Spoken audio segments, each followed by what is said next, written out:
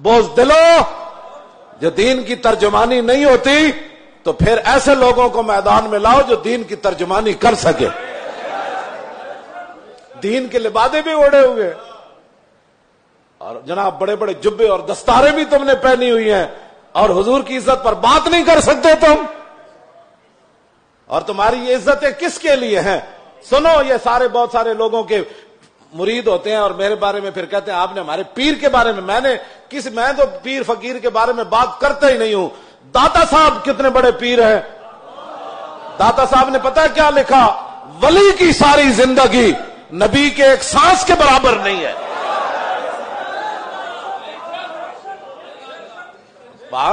صرف نبی کے بعد امام الانبیاء کے تو خلق سے اولیاء. یہ داتا صاحب کشف المحجوب لکھی گل. ہن گل کرو تسی. جدو حضور دی عزت دی گل آوے تے پھر کھڑا کوئی نہ ہوئے پھر وہ پیر ہے. تے پھر اپنی جانا بچائے تے اپنے جناب ادارے بچائے تے اپنے خانقاہاں بچائے. رسول اللہ کی تو سانس کی بھی کروڑوں حصے کرو نا، پھر بھی اس کی ساری زندگی اس کے برابر نہیں ہو سکتی.